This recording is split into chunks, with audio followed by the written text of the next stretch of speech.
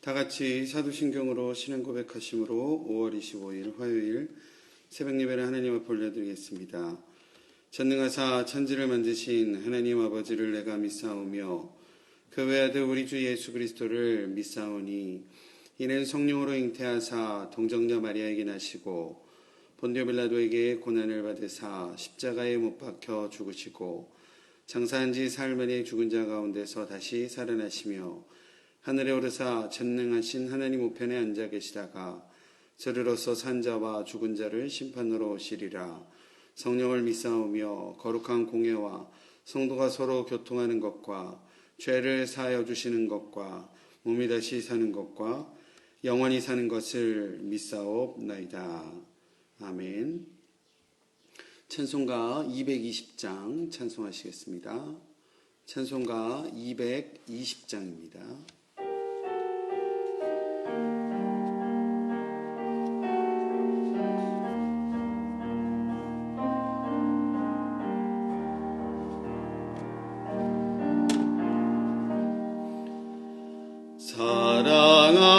사랑하는 주님 앞에 형제자매 한자리에 그 신은혜 생각하여 즐거운 찬송 부르네.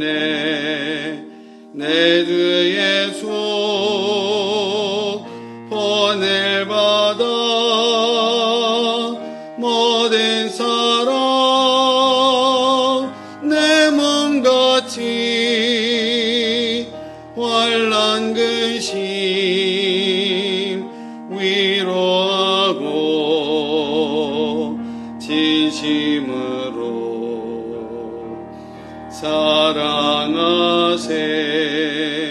사랑하는 주님 앞에 온갖 충성 다 바쳐서 괴로우나 즐거우나 주님만 힘써서 기네. 우리 주님 거룩한 손 제자들의 마르시소 남 섬기는 종의 도를 몸소 행해 보이셨네. 사랑하는 주님 예수 같은 주로 섬기나니 한 피 받아 한 몸 이룬 형제여 친구들이여 한 몸같이 친밀하고 마음으로 하나 되어 우리 주님 크신 뜻을 지성으로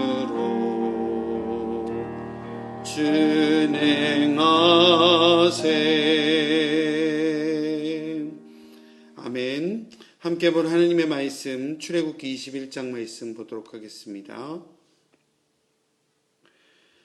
출애굽기 21장 28절로 36절까지의 말씀.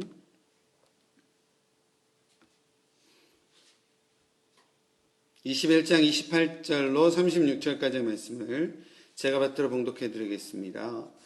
소가 남자나 여자를 받아서 죽이면 그 소는 반드시 돌로 쳐서 죽일 것이요 그 고기는 먹지 말 것이며 임자는 형벌을 면하려니와 소가 본래 받는 버릇이 있고 그 임자는 그로 말미암아 경고를 받았을 때 단속하지 아니하여 남녀를 막론하고 받아 죽이면 그 소는 돌로 쳐 죽일 것이요 임자도 죽일 것이며 만일 그에게 속죄금을 부과하면 무릇 그 명령을 한 것을 생명의 대가로 낼 것이며 아들을 받든지 딸을 받든지 이 법규대로 그 임자에게 행할 것이며 소가 만일 남종이나 여종을 받으면 소 임자가 은 30세겔을 그의 상전에게 줄 것이요 소는 돌로 쳐서 죽일지니라.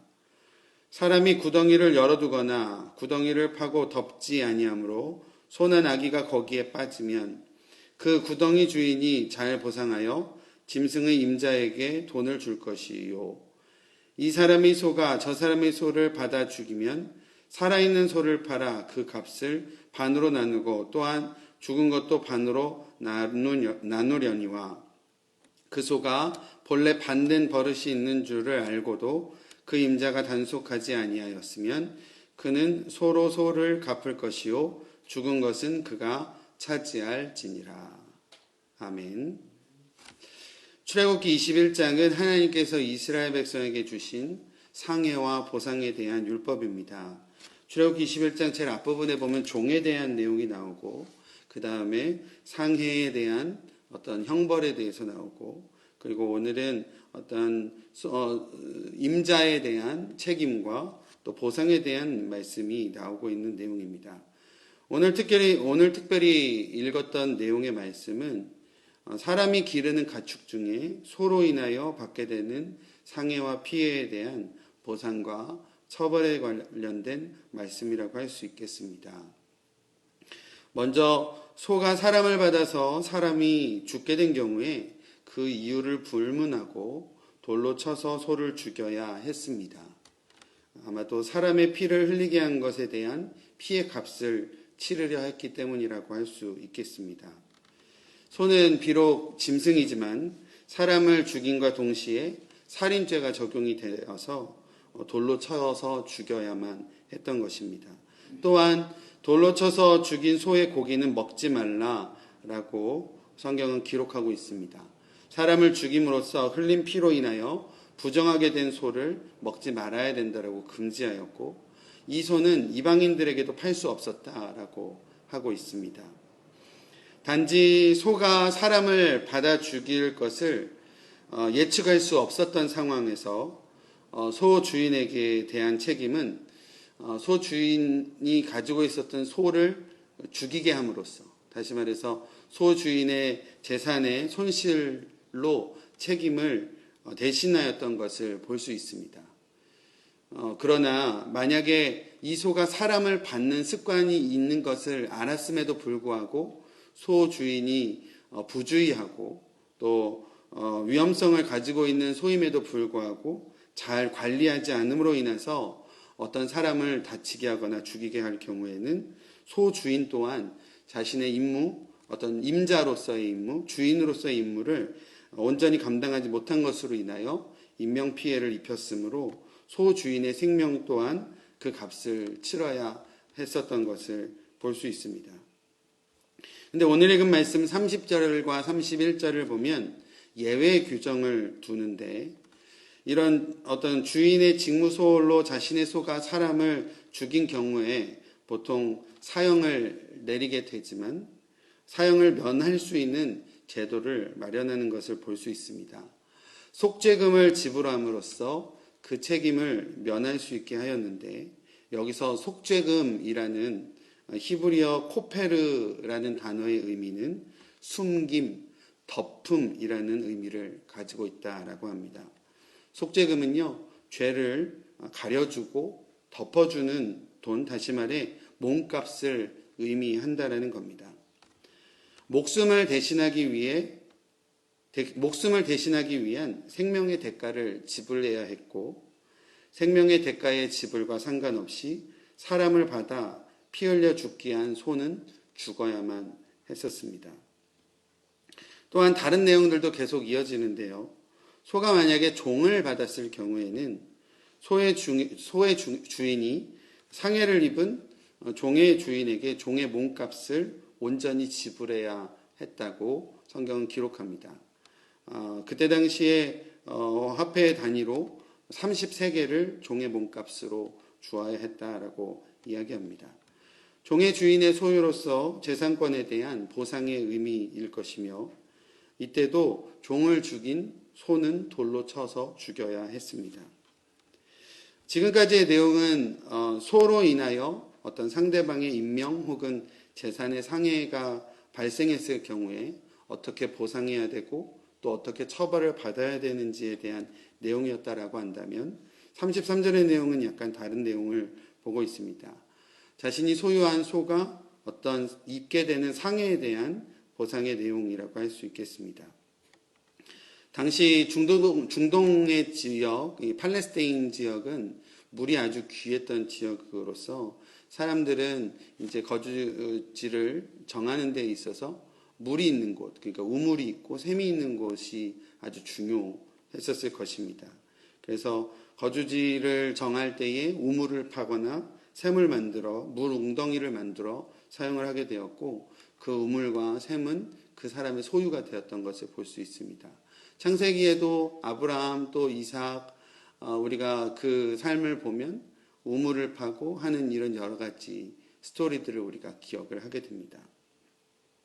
파놓은 우물과 샘은 보통 깊이가 아주 깊어서 매우 위험했기 때문에 덮개를 덮어서 안전하게 장치를 했다라고 합니다. 기본적인 조치를 그 주인이 취해야 했다라는 겁니다. 근데 그럼에도 불구하고 오늘 성경에 보면 우물 주인이 게으름과 부주의함으로 인하여 우물의 덮개를 덮지 못하여서 생기게 되는 다른 사람의 가축들의 피해에 대해서는 그 죽은 짐승의 값을 지불해야 된다라고 성경은 이야기합니다. 또 동시에 죽은 가축의 고기, 죽은 가축은 우물 주인의 소유가 된다라고 성경은 이야기합니다. 소와 소끼리 싸웠을 때에, 그래서 소와 소끼리 싸우다가 한쪽 소가 죽게 되었을 때에도 어떻게 해야 되는지에 대해서 성경은 말씀하고 있습니다. 어느 한쪽의 일방적인 잘못과 책임이 아니므로 살아있는 소를 팔아서 그 값을 2등분하고 또 죽은 소의 고기도 2등분하여서 각각 갖게 하게 되는 법률이었습니다. 마지막 내용은요, 그 싸운 소 가운데에 한 소가 무언가를 들이받는 습관이 있는 것을 알았음에도 불구하고 그 주인이 부주의하였을 때, 아까 내용과 좀 비슷하죠. 그래서 소의 그런 습성이 있고 함에도 불구하고 주인이 부주의하였을 때에는 그 산 소를 죽은 소의 임자에게 주어야 되고, 그리고 죽은 소는 그 사람이 가져야만 된다라는 그런 상해와 보상과 처벌에 대한 내용을 오늘 성경에는 말씀하고 있습니다. 하나님께서 이 말씀을 통해서 우리 가운데 주신 은혜를 몇 가지로 좀 살펴보도록 하겠습니다. 첫 번째는요, 하나님은 정확하고 분명하신 하나님이시다라는 겁니다. 우리가 잘 표현하고 있는 하나님에 대한 어떤 표현 중에 하나님은 공의로우시다라는 표현이 있는데요. 하나님께서 이스라엘 백성들에게 허락하신 율법, 사회적인 법들, 또 오늘 읽었던 상해에 대한 내용, 배상에 대한 내용은 정의와 공의로 다스리심을 보이시는 내용이다라고 할 수 있겠습니다. 하나님께서 공의로우시기 때문에 우리의 삶 가운데도 그런 공의와 정의로 모든 것들을 이루어가야 된다라는 말씀인 줄로 믿습니다.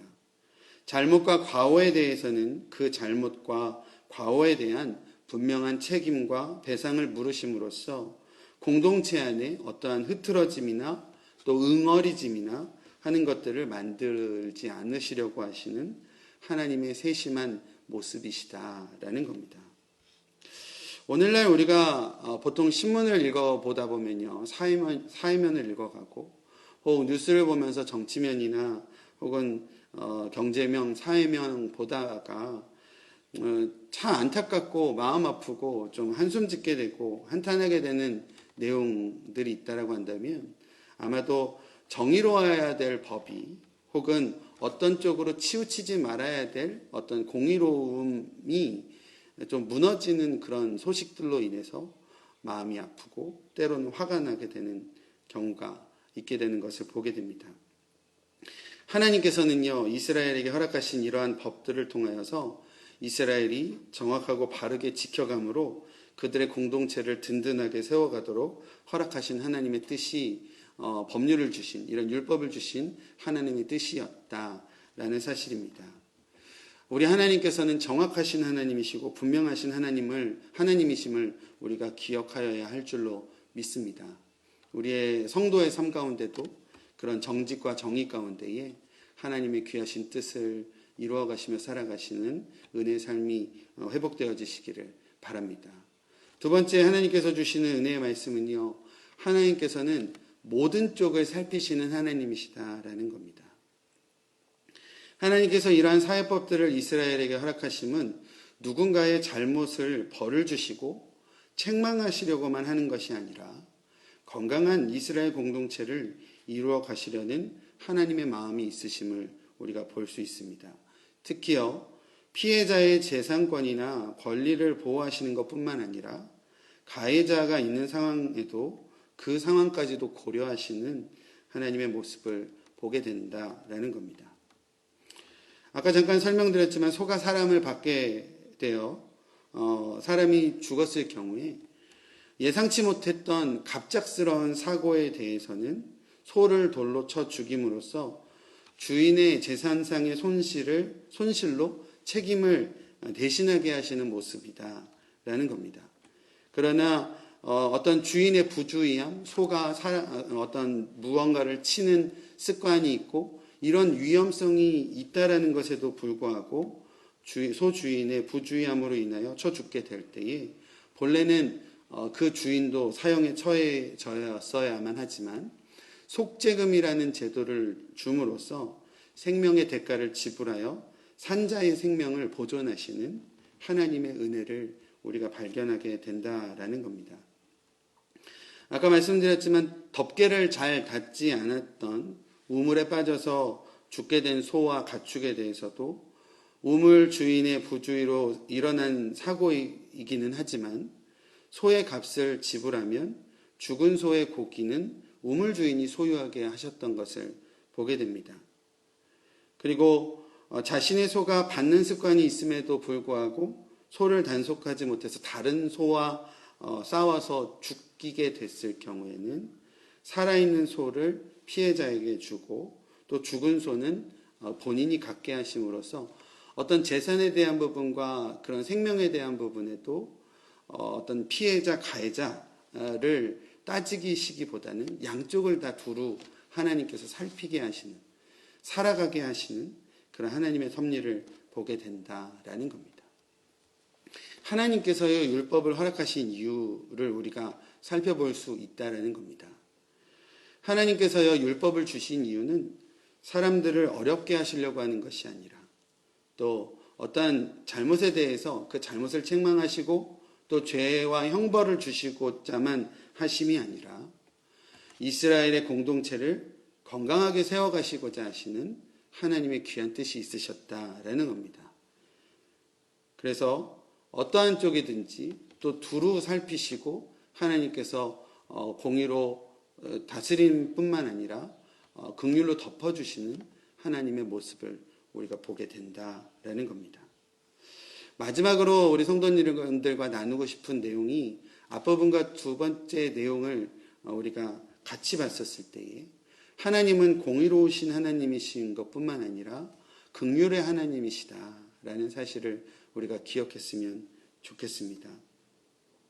공의로움으로 정확하게 판단하시는 하나님이시기에 죄를 미워하시고 부정한 것을 싫어하시고 죄에 대한 분명한 죄값을 치르게 하시는 하나님이시지만 긍휼이 많으신 하나님께서는 죄인들의 생명 또한 아끼시는 하나님이시다라는 겁니다.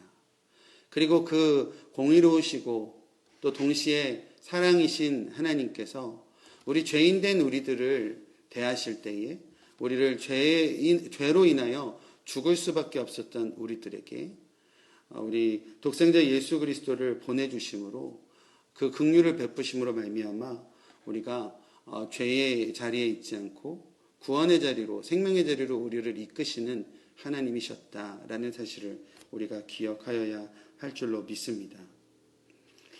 죄 많은 우리를 위하여 독생자 예수를 보내주심으로 우리의 죄의 값을 치르셨고 또 속죄하시어 우리를 구원하신 또 우리를 선한 길로 인도하시는 하나님을 다시금 바라봐야 할 줄로 믿습니다. 오늘 말씀을 통해서 공의로우신 하나님, 또 동시에 긍휼로 우리를 덮어주시는 하나님, 그 하나님을 우리가 다시 한번 기억했으면 좋겠습니다. 또 우리에게 다시금 허락하신 그러한 생명의 삶을 온전히 감당하심으로 우리의 삶 가운데에 하나님의 사랑과 하나님의 정의를 온전히 이루어감으로 이 땅 가운데 사랑과 정의를 이루어 가시는 저와 여러분들의 삶이 되어지시기를 간절히 축원드립니다. 기도하겠습니다. 하나님 감사합니다. 오늘 새벽도 하나님의 전으로 우리를 이끄시고 또 하나님 앞에 말씀을 읽고 또 하나님 앞에 기도함으로 나아갈 수 있도록 인도하여 주셨사오니 오늘도 하나님의 뜻에 거룩하게 순종해가는 저희들의 삶이 될 수 있도록 인도하여 주시옵소서. 율법을 통하여 또 하나님께서 주신 여러 가지 법률들을 통하여 우리가 하나님의 뜻을 발견하게 됩니다. 공의로우시고 또 동시에 사랑 많으신 하나님을 우리가 기억하오니 우리의 삶 가운데도 하나님의 공의와 하나님의 사랑을 온전히 회복하며 살아갈 수 있도록 인도하여 주시옵소서. 예수님의 이름으로 기도드립니다. 아멘. 말씀 생각하며 오늘 하루의 삶을 하나님 앞에 올려드리며 함께 기도하겠습니다. 하나님 감사합니다. 오늘도 저희를 은혜의 자리로 이끌어 주시고 말씀으로 하나님 앞에 먼저 설 수 있도록 인도하여 주심을 감사드립니다. 하나님의 뜻하심에 온전히 순종하며 살아가는 저희들의 삶이 될 수 있도록 인도하여 주시옵소서. 하나님께서 저희 가운데에 율법을 허락하시며 누군가에게 어려움을 주시고자 하심이 아니라 우리 모두를 선하게 세워주시는 또 모든 사람들을 두루 살피시는 하나님의 놀라운 사랑이 있음을 우리가 고백합니다. 하나님 그 사랑 우리가 기억하며 오늘도 승리한 가운데 살아갈 수 있도록 인도하여 주시옵소서.